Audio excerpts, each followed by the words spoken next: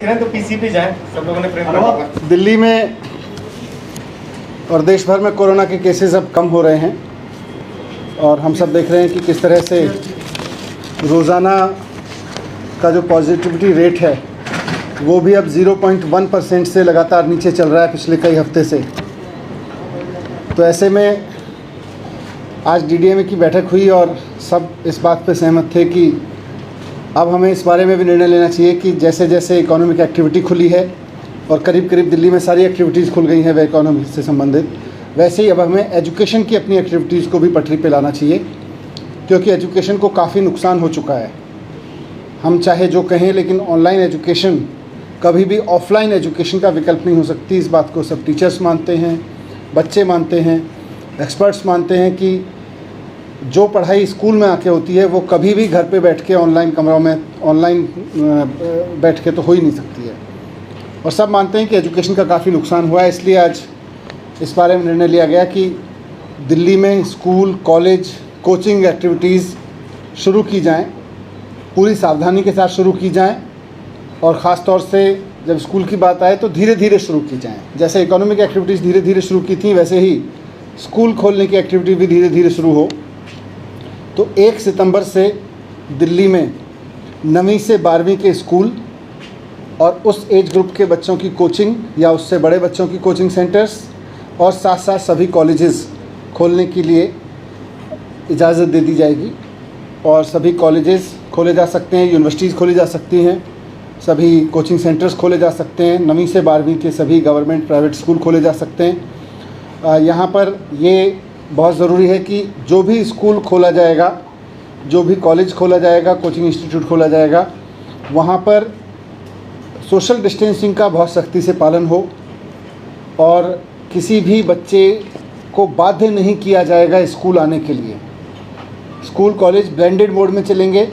अगर पेरेंट्स की परमिशन नहीं है, बच्चों को स्कूल बुलाने के लिए पेरेंट्स की परमिशन ज़रूरी होगी, और अगर पेरेंट्स की परमिशन नहीं है तो किसी बच्चे को फोर्स नहीं किया जाएगा या उसको उसके एवज में उसकी एब्सेंट काउंट नहीं किया जाएगा कि कोई बच्चा अगर स्कूल नहीं आया है इस क्लास ग्रुप का। अभी तक हमने एनालिसिस किया था कि पूरे देश में जैसे जैसे केस कम हुए हैं वैसे वैसे कई राज्यों ने स्कूल खोलने के प्रयोग किए हैं। 5 राज्यों में तो नर्सरी से लेके और 12वीं तक के सभी स्कूल खोल दिए गए हैं।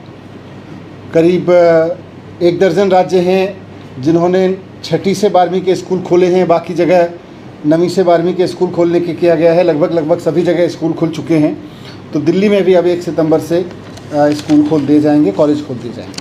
सर, बाकी क्लासेस में कैसा होगा? जैसे 9 से 12 है, बाकी क्लासेस के बारे में फिर ये अभी स्कूल खोलने के बाद किस तरह का बिहेवियर रहता है, प्रोटोकॉल्स का किस तरह से पालन हो पाता है, इसके बाद निर्णय लिया जाएगा। अभी उसमें कोई निर्णय नहीं लिया गया। सर, स्कूल के जो टीचर्स हैं भैया वो पूरी तरीके से वैक्सीनेट हो चुके हैं? कितने पेरेंट्स ने कहा था खुलना चाहिए नहीं, और एक्सपर्ट कमेटी क्या कह रही है?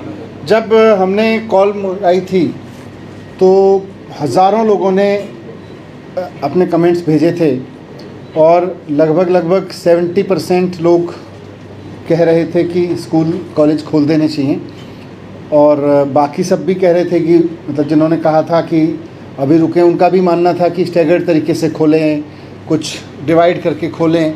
स्कूल ना खोलने के पक्ष में तो बहुत रिमोट मतलब बहुत ही कम लोग थे।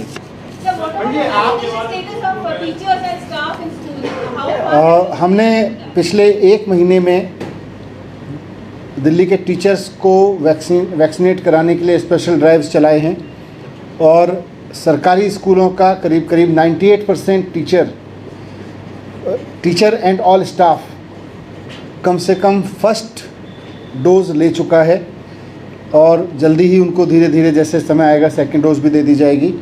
प्राइवेट स्कूलों में भी मैक्सिमम ने रिपोर्ट दी है कि उनके स्टाफ की संख्या बहुत हाई है जिन्होंने ले ली है। हमने सबको एडवाइस भी किया है और सबको ऑर्डर भी करेंगे कि कोई भी व्यक्ति ऐसा ना बचे जिसको वैक्सीनेशन नहीं हुआ है। अगर ऐसा होता है कि कहीं पे जो बच्चा को पॉजिटिव वो पाया जाता है, तो what is your response immediately so that it does not spread and life is safe? नहीं, उसके लिए पूरे प्रोटोकॉल स्कूल की तरफ अभी जारी होंगे। एक बार आज निर्णय लिया गया है, उसके बाद प्रॉपर प्रोटोकॉल्स उसके लिए जारी होंगे। सर जो बच्चे स्कूल में नहीं आना चाहते उनकी ऑनलाइन क्लास चलेगी क्या? नहीं, इसीलिए ब्लेंडेड मोड में, जैसा कई राज्यों में हमने स्टडी किया वहाँ चल रहे हैं, ऑनलाइन क्लास भी चलेगी और ऑनलाइन भी साथ साथ होगी। SOPs बनाने की स्कूल को भी इजाजत होगी कि 50% बुलाना चाहता है या फिर फुल स्ट्रेंथ में बुलाना चाहता है, इस तरीके कुछ स्टैंडर्ड ऑपरेटिंग प्रोसीजर सरकार के द्वारा दिए जाएंगे और स्कूल्स को भी कहा जाएगा कि विकट परिस्थितियों में या ऐसी परिस्थितियों में जो अनफोर्सीन है उसके लिए वो खुद भी निर्णय ले सकें और उसमें डिसीजन। सर क्या स्कूल में वैक्सीन लगेगी क्या? नहीं, बच्चों को तो वैक्सीन तब लगेगी जब वैक्सीन लगे। सर, इसमें दिक्कत ये है कि ऑफलाइन और ऑनलाइन साथ साथ किस तरह से चलेंगे? मतलब टीचर का ये कहना है कि आम बच्चों को ऑनलाइन पढ़ाएंगे या ऑफलाइन पढ़ाएंगे? चल रहे हैं, देश भर में चल रहे हैं। सर लेकिन प्राइवेट स्कूलों में कहा जा रहा है कि जब ऑफलाइन क्लासेस होगी तो ऑनलाइन क्लासेस के लिए वो साफ तौर पे मना कर रहे हैं। नहीं, ऐसा नहीं होगा। ऑनलाइन क्लासेस के लिए किसी बच्चे को मना नहीं किया जाएगा। बिना पेरेंट की परमिशन के किसी भी बच्चे को फोर्स नहीं किया जाएगा बुलाने के लिए।